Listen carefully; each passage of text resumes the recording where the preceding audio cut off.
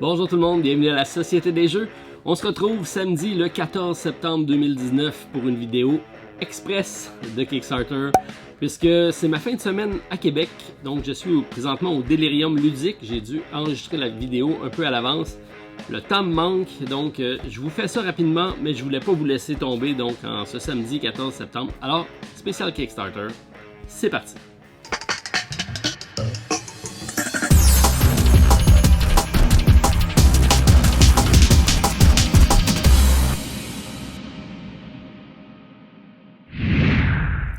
Alors, au niveau des réceptions, une grosse cette semaine avec Trickerion, un jeu que j'attendais avec grande impatience. C'est le Collector Edition, dernier Kickstarter reçu, donc avec toutes les extensions du jeu Trickerion.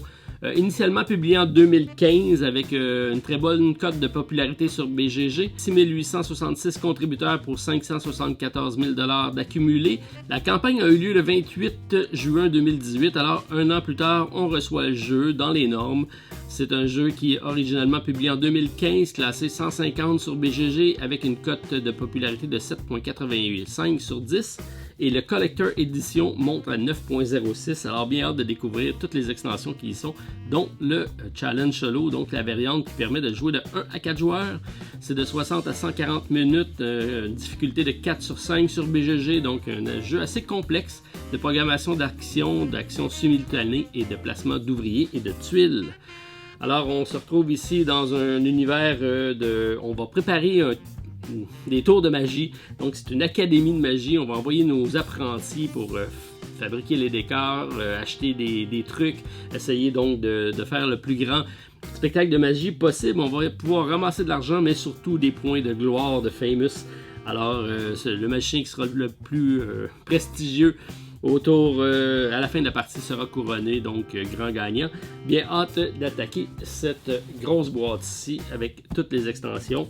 Et si on regarde ici, copie 45 sur 8864. On peut dire que j'étais dans les premiers backers. Alors, ça sera disponible sur la chaîne. On vous montre ça très prochainement. Et probablement que je l'amènerai lors d'un spécial Kickstarter au Randolph du Centropolis pour le faire découvrir à ceux qui le désirent. Alors, c'était la seule réception cette semaine. On a certains suivis de projets qu'on vous a présentés dans la semaine dernière. Alors, si vous voulez plus d'informations, je vous conseille d'aller voir les vidéos précédentes. Mais on y va en rafale avec certains titres, avec Windward. Pour commencer, donc, de la compagnie Eldorado Games, une compagnie qu'on aime bien, qui nous a offert Eldorado, qu'on a acheté, qu'on vous a présenté. Alors, c'est généralement des beaux jeux de qualité, illustrations superbes et belle qualité de matériel. En plus, des jeux rapides et accessibles. Ça me rend donc assez intéressant le pledge là-dessus. Présentement, 2412 contributeurs, une progression de 16%. On parle de 167 000 $ d'accumulés, une campagne qui se termine le 22 septembre prochain. 54 $ US plus 18 $ de shipping, un jeu de 1 à 4 joueurs, 45 à 75 minutes. On aime beaucoup la qualité de l'éditeur, la simplicité du jeu et du matériel, le vent stellaire et l'artistique. On aime moins peut-être l'affrontement de type Take That, mais puisqu'il se joue en solo, bien hâte de voir qu'est-ce que ça va dire. Version anglaise seulement, mais très peu de texte. Résultat, on est toujours à 75% de possibilité de contribuer. On regarde la campagne évoluer. Il reste encore une semaine, alors on suit ça de près avec Windward. On a ensuite Moonraker qui a connu une très forte première semaine sur Kickstarter la semaine dernière. On est rendu à 3573 contributeurs, une progression encore de 36%, donc ça va toujours bien pour lui. 300 000 $ d'accumulés. On parle ici d'un jeu dont la campagne se termine le 1er octobre, disponible à partir de 55 $ US. Ça, c'est bien. Par contre, 22 $ de shipping, c'est un peu cher. 1 à 5 joueurs, 60 à 120 minutes. On parle d'un deck building, négociation, alliance, gestion de main et point d'action. On aime le thème, on aime le solo, on aime moins le prix de shipping, un premier projet ambitieux pour une nouvelle compagnie. L'artistique aussi me laisse un peu froid, donc résultat, on regarde ça de loin présentement, on est à 50% de chance. Je pense que c'est une belle campagne de marketing. Le jeu va sûrement être bien, mais c'est rien de révolutionnaire, donc pas certain de suivre avec celui-là, avec Moonrakers. On vous a également parlé de Gugong la semaine dernière avec l'extension Panjun qui apporte 4 nouveaux modules, c'est pas rien. Par contre, José Guzanoman m'a dit qu'il y avait un problème de compatibilité et il devait tout acheter Donc la réédition pour avoir une compatibilité des composantes, je trouvais ça un petit peu particulier. J'ai vérifié, ils semblent avoir ajouté une nouvelle contribution pour ceux qui ont déjà le jeu avec une possibilité d'acheter certaines composantes. Bref, j'ai pas trop compris pourquoi ils ont tout changé la configuration du jeu. Nous, on ne sera pas présent avec l'extension. On a déjà le jeu disponible en boutique au Centropolis. C'est un excellent jeu. Si vous ne l'avez pas essayé, je vous le conseille. Un des bons jeux 2018 de placement d'ouvriers. Donc, une campagne quand même qui va bien. Si vous n'avez pas le jeu, vous voulez avoir l'extension en même temps, c'est le temps peut-être d'avoir la Big Box. Sinon, d'attendre en boutique. Présentement, 3042 contributeurs, une progression de 21%, 390 000 $ d'accumulé. La campagne se termine le 20 septembre prochain. On parle de 50 $ US plus 12 $ de shipping pour l'extension et 125 $ pour la Big Box. Disponible en version française, ça c'est bien. Les 4 modules ajoutent un palais d'été, la révolte des paysans, l'escalier du palais et des composantes supplémentaires pour le jeu de base. On aime le jeu de base très stratégique avec plusieurs combinaisons pour le chemin de la victoire. On est moins friand des extensions, alors on va passer pour le jeu et l'extension, mais si vous ne connaissez pas, c'est une suggestion. Je vous invite à aller voir ça. On a également Solar Storm que je vous ai présenté. C'était probablement mon coup de cœur de la semaine passée. Donc un petit jeu, pas très compliqué, de cartes. C'est de 1 à 4 joueurs, mais c'est un très beau coop solo, simple. Un petit jeu que j'aime, qu'on peut sortir, qui n'est pas très dispendieux non plus. On parle d'un jeu à partir donc, de 12 livres ou 31 $ canadiens, plus 4 $ de shipping. Alors ça, c'est quand même assez intéressant. C'est un premier projet pour la compagnie Dranda Games de UK, qui ont communiqué d'ailleurs avec nous pour nous féliciter pour la dernière vidéo. Et j'en ai profité pour leur demander un prototype si c'était disponible pour vous en faire une présentation. Soit un print and play, soit un jeu, donc reste à voir si je vais être capable d'avoir ça avant la fin de la campagne pour vous le présenter. Présentement, 1232 contributeurs, 46 000 $ d'accumulé, campagne qui se termine le 3 octobre prochain. Jeu rapide de 30 à 60 minutes, c'est un point d'action, coop, gestion de main de cartes.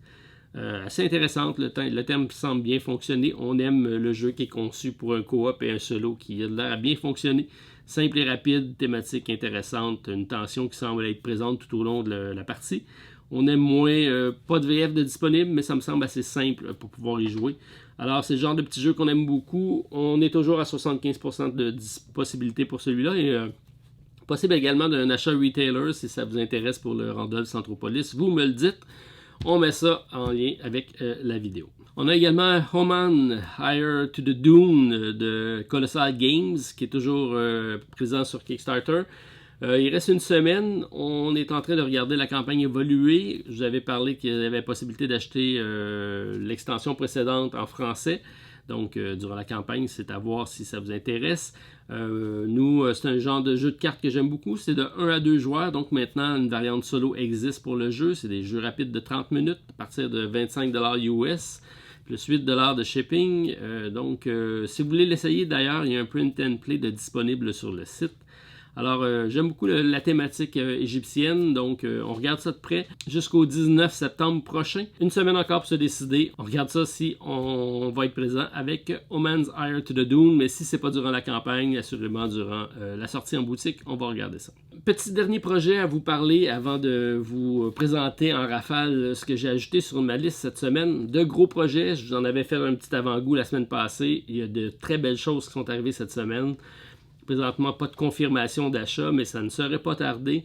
Un abonné m'a suggéré un projet du nord du Québec. Donc, on a le peuple Inuit qui est présent.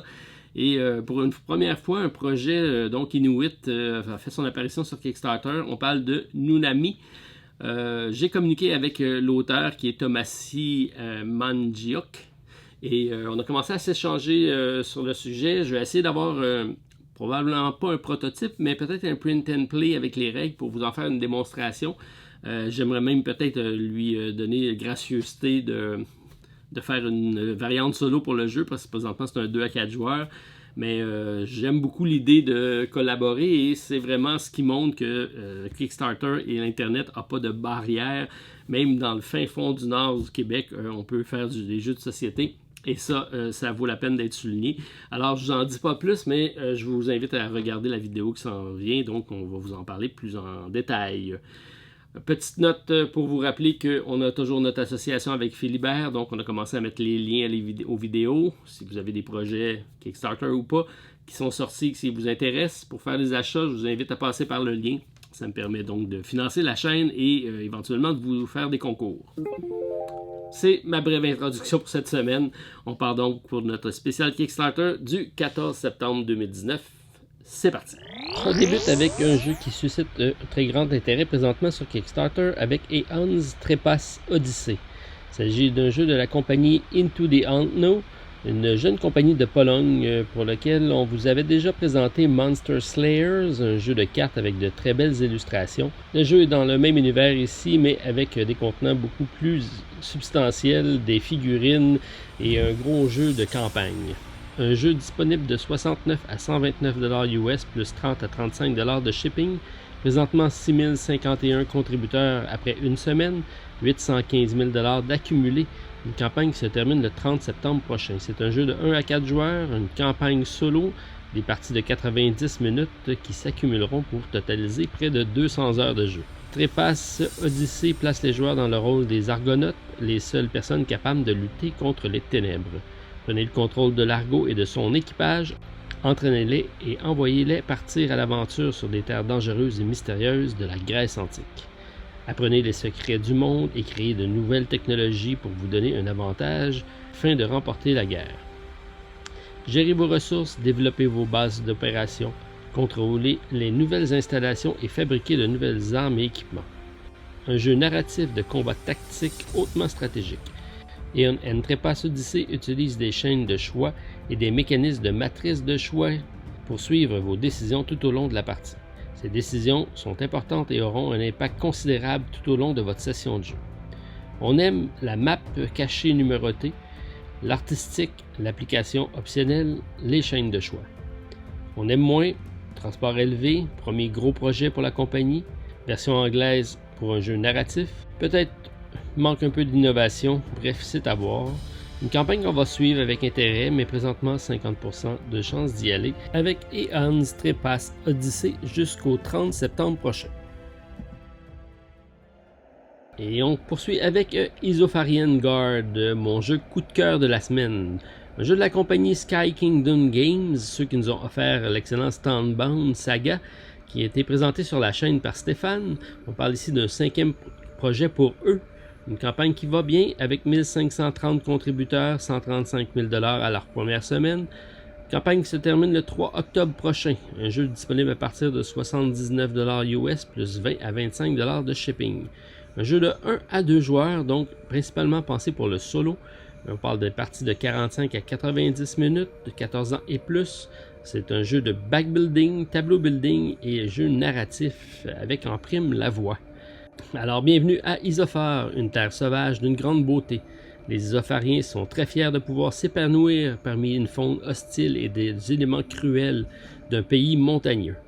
En tant que membre de la garde isopharienne, la vie n'est jamais ennuyeuse. Vous essayez de maintenir la paix entre vos compatriotes, une tâche pas toujours facile, et de faire face aux menaces constantes de l'Empire du Sud.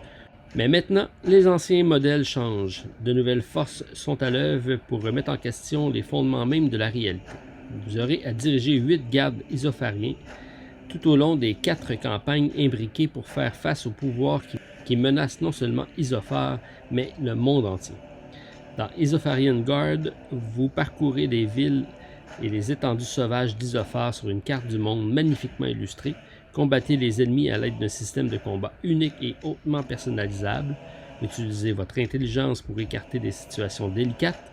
Au fur et à mesure, vous forgerez des alliances importantes, vous aurez l'occasion de fabriquer des équipements plus solides, d'obtenir de nouveaux pouvoirs et de vous engager dans une destinée pour laquelle vous avez été appelé.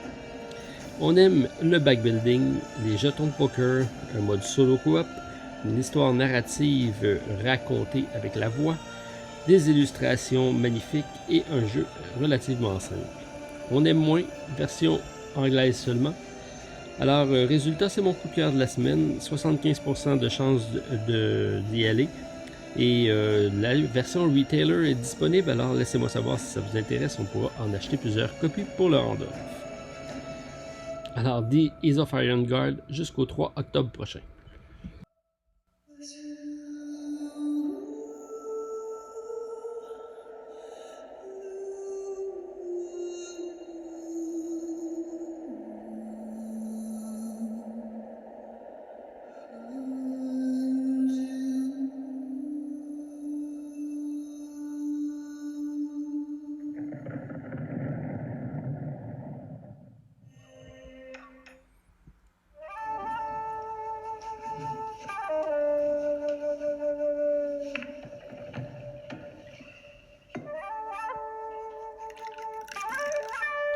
Et on poursuit avec Iedo Deluxe Master Set de la compagnie NCKN Games, la compagnie à la tête de Teotihuacan.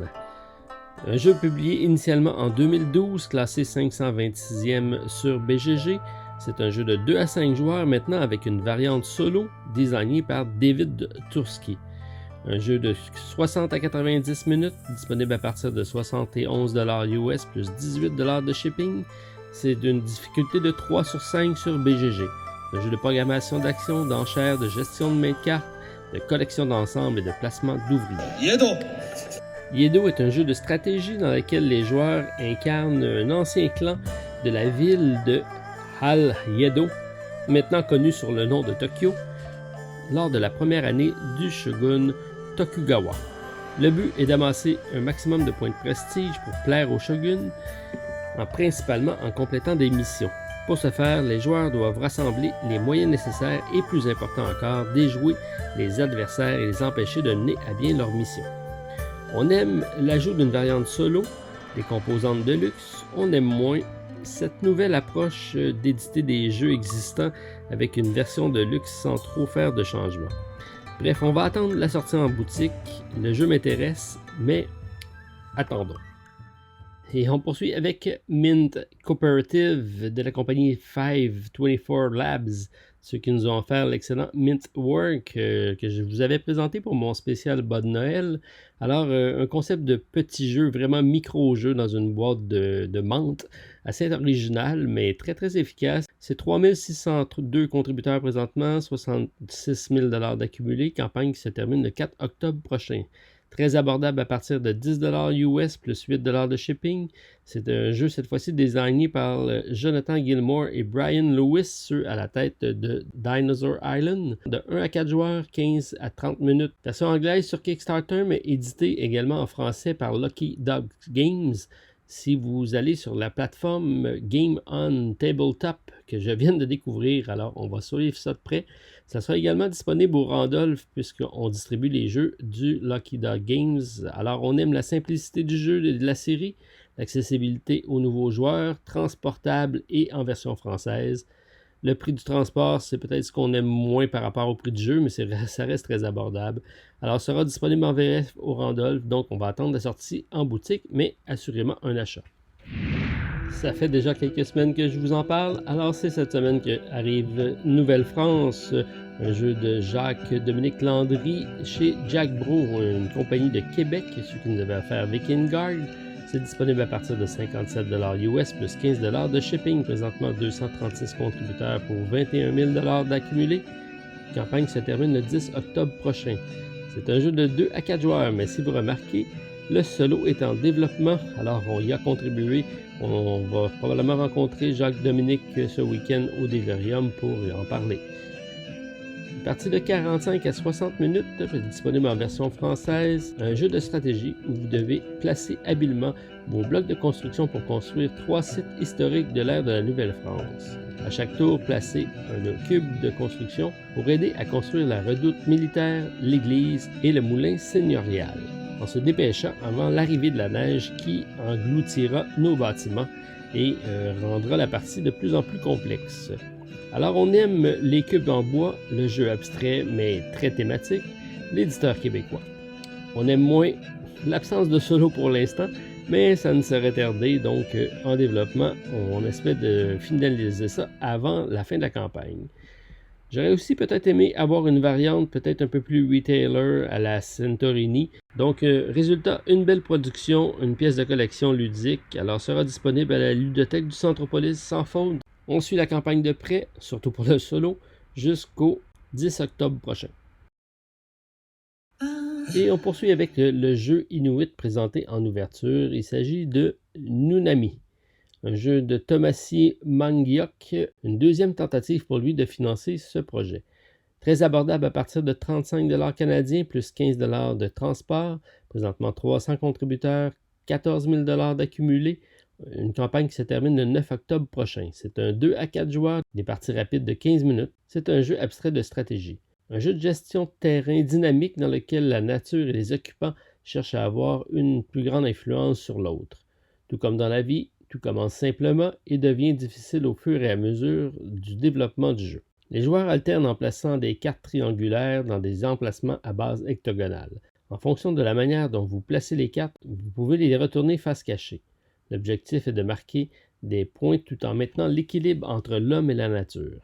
Les points sont gagnés quand une base est pleine, mais peuvent être perdus si davantage de cartes sont jouées sur cette base. Si le total de nombre des cartes dans la zone est positif, l'humain obtient un point. Si le total est négatif, c'est la nature qui marque un point. Le premier à obtenir 4 points gagne la partie. Alors, on aime l'aspect zen et l'harmonie entre la nature et la culture inuit. On aime moins le manque de visibilité. Résultat, la Société des jeux est là, présente pour remédier à la situation. Alors, un achat découverte pour nous à venir, pour une découverte de nouvelles cultures, les Inuits. Alors, Nunami jusqu'au 9 octobre prochain.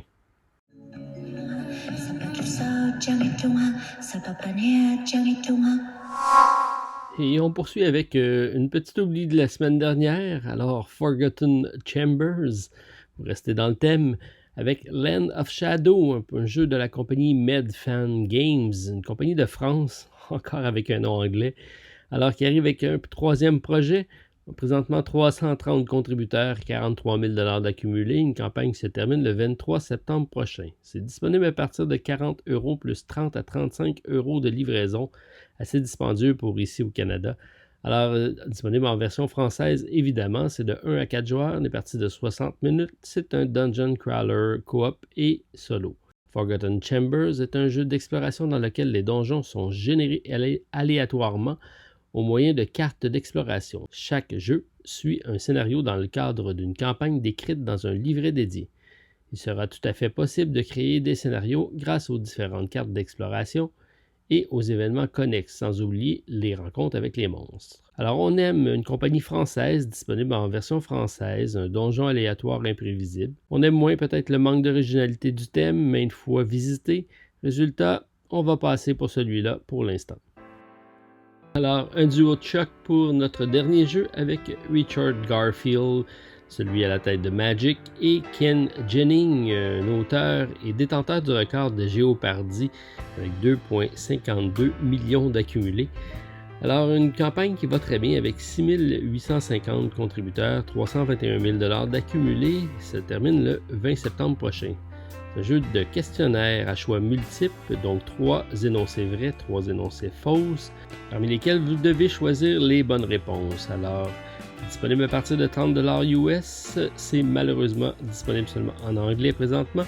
On aime le duo d'auteurs, on aime moins la version anglaise, donc résultat, on va sûrement acheter une copie pour le pub. Alors pour ceux qui s'intéressent, ça sera disponible au Centropolis. Alors avant de vous laisser, juste une dernière note pour vous dire que le 23 septembre arrive Age of Darkness avec une réimpression et des nouvelles extensions. Ensuite, on a le 24 septembre Time of Legends de Lucky Duck Games. Et le 1er novembre arrive en boutique Tapestry de Stonemaier Games. Alors d'ici là, on souhaite une bonne fin de semaine. On se revoit bientôt pour une autre vidéo à la Société des jeux. Bye tout le monde.